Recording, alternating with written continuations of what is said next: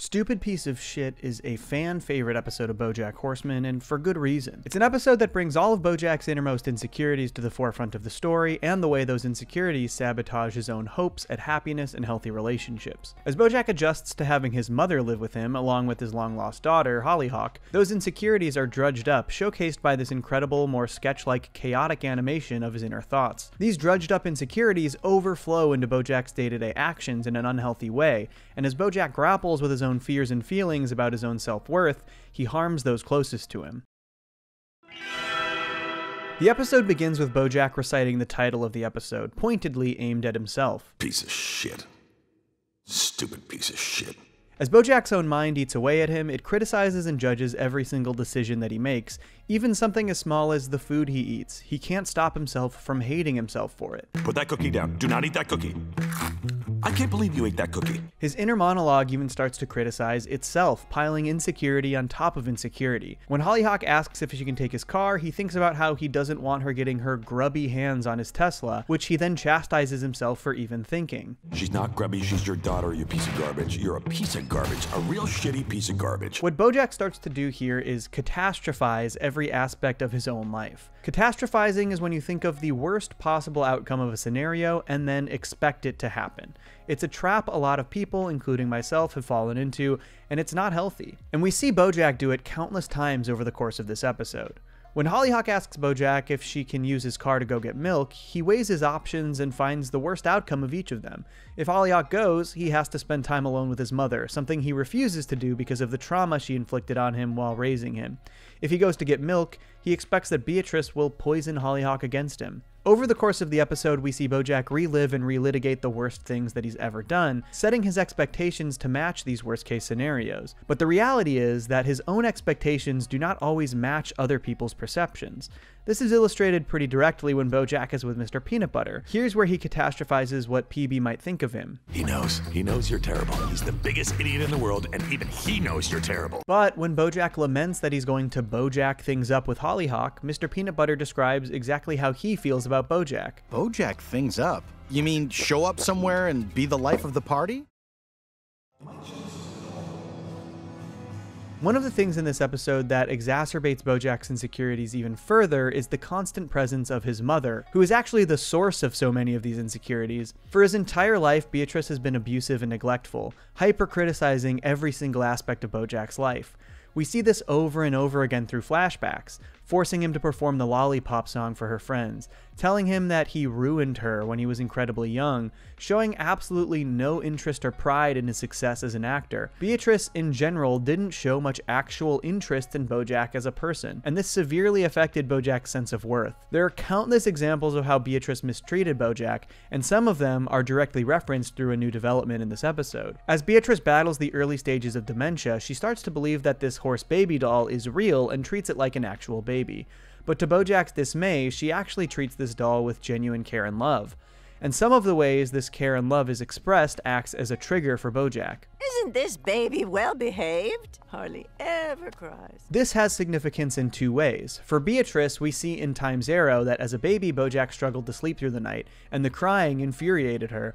But for BoJack, back in 1972, Beatrice caught him trying to smoke one of her cigarettes. She became furious at BoJack, forcing him to continue smoking the cigarette. When he starts to cry, she says this. Don't you dare cry. Don't you ever cry. You wanted this. And while it may be irrational to be jealous of a doll, this pierces BoJack so deep because it stems from his very real traumatic experiences at the hands of Beatrice herself. She goes on in ways that further hurt BoJack. All it needed is a mother's love. This has to be difficult to hear from somebody who refused to show you love for your entire life. Oh, I know. What if for 18 years straight, I just tell it how worthless it is every day? BoJack literally starts to compare himself to this doll, and those unresolved feelings of resentment towards Beatrice start to come out. And though these all stem from very real emotions, they overpower the reality of the situation, that BoJack is mocking a dementia-ridden old woman who in that moment doesn't really understand everything that's going on, and in spite of this, he throws the baby doll over his balcony, devastating Beatrice. Not a care in the world. How does he do it? One recurring aspect of BoJack's tendency to catastrophize every aspect of his life is how nearly every time he does this, it actually harms a relationship or another aspect of his life. He becomes so fixated on one tiny aspect of his life, catastrophizes that detail, and then fails to see the bigger picture while doing so. The cold open of the episode is a prime example of this. BoJack decides to go get Beatrice's milk because he doesn't want to spend time with her. On his way there, he catastrophizes the things that they're talking about back home. He decides he needs a drink, ends up drinking all day, and goes home without the milk. He messes up the one thing he said he would do that day while stressing about the worst case scenarios. This is also showcased pretty directly when he goes to Felicity Huffman's house to get the baby doll back. She's clearly upset at him and he tries to figure out why. His mind then takes him to these worst case scenarios. Cut her off in traffic. You got her fired off a project. You talked shit about her at an AIDS benefit and didn't realize your mic was on. But as it turns out, Felicity Huffman has just lived down the hill from BoJack for 15 years and has dealt with the countless frustrations that come with living near him, including the cotton candy vomit. BoJack lacks awareness in his everyday life because he's so fixated on catastrophizing the little details. But the most important example of this is with Hollyhock. At this point in the show, BoJack still thinks she's his long-lost daughter. Throughout the episode, Hollyhock makes attempts to further connect with BoJack and spend time with him, but BoJack, often while avoiding his mother, keeps blowing her off. You don't want to stick around? Eat breakfast together? Great pitch. Love your energy. It's a pass. And while BoJack's inner demons are forcing him to fixate on these worst-case scenarios with his mother, they're distracting him from how this must feel from Hollyhock's perspective. It really just appears like he's avoiding her. So many of BoJack's insecurities stem from Beatrice's complete lack of attention and interest in BoJack as a human being for his entire life. Now, as he copes with the fallout from this pattern, BoJack actually ends up repeating this mistake with his long-lost daughter, and it negatively affects Hollyhock as well. Sometimes I go to a bar. Sometimes I pull over by the side of the road. And you'd rather do that than spend time with me. Everybody deserves to be loved. Interestingly, of all people, Mr. Peanut Butter is the one who gets through to BoJack and helps him see the fallacies of his mindset. BoJack reflects on his own fears about forming a relationship with Hollyhock. Every time she looks at me with those big, innocent eyes, all I can think about is every shitty thing I've ever done, and I think, I don't deserve that kind of love. The important thing here is that it illustrates once again that BoJack's behavior stems from his own history and insecurities. It isn't about Hollyhock, yet he still fails to see how he's letting her down. Earlier in the episode, when he leaves her home again, he acknowledges how he's messing up. You screw up. You're making your daughter hate you. But he's actually wrong. He's making the issue about himself again. The reality, as we've illustrated, is that he isn't making Hollyhock hate him, he's making Hollyhock hate herself. By showing disinterest and avoiding Hollyhock in their limited time together, he's making her believe that something might be wrong with her. But Mr. Peanut Butter says something important that makes him see the error of his mindset. Everybody deserves to be loved. At the end of the episode, BoJack sees Hollyhock sitting by the pool, and it's clear that she's having a hard time. He considers talking to her when his inner monologue kicks back in and starts to self-sabotage once again through catastrophizing. It tells him to drink. It tells him that he's already poisoned her, that everywhere he goes, his actions destroy the people he cares about, and that Hollyhock is next.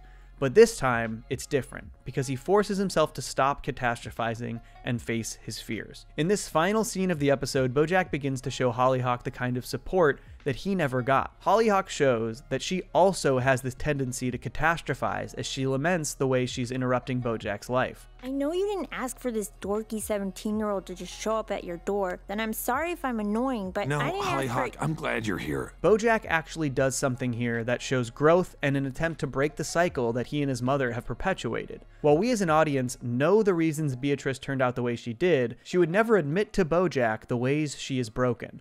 She would never say to him, "It isn't your fault, it's mine." In fact, back in season 2, the final thing we ever see Beatrice say to BoJack before her dementia sets in basically reaffirms BoJack's deep-seated fears about himself rather than ease those insecurities. You're BoJack Horseman. There's no cure for that. But BoJack breaks the cycle here by telling Hollyhock that what she perceives as indictments on her own sense of self-worth are actually reflections of BoJack's insecurities. If I'm shitty, that's just because I'm shitty. And you're allowed to be mad at me, but you need to know that whatever I do, it's not your fault. This is an important moment for BoJack, and it shows that he's capable of breaking the cycles of abuse and trauma that he's been entrenched in. Hollyhock then asks BoJack about that nagging voice, revealing that she experiences this as well. She wants to know if it ever goes away. And even though we've spent the entire episode deep in BoJack's subconscious, he tells her that it does actually go away. And though he lies to her, He does it in an attempt to ease her own fears and insecurities about herself, something we know that Beatrice was never willing to do for BoJack. And though he might not believe what he said to Hollyhock, maybe, just maybe, this different approach will actually help Hollyhock move past the nagging of her own insecurities. Maybe this could break the cycle. Stupid piece of shit. You're a stupid piece of shit, Johnny, you know that? This is the worst goddamn BoJack episode breakdown you've ever done. You've lost your touch. Nobody gives a shit about this. Not like View from Halfway Down. Not like That's Too Much, man. Stop. Folks, thanks so much for tuning into another BoJack breakdown. Do me a favor, I've been doing BoJack timelines, and I recently put one out on Mr. Peanut Butter. I'd really appreciate it if you gave that a watch. And also, please let me know which BoJack episodes you most want to hear broken down next. And of course, stay tuned for more. Peace. Johnny to Cellos.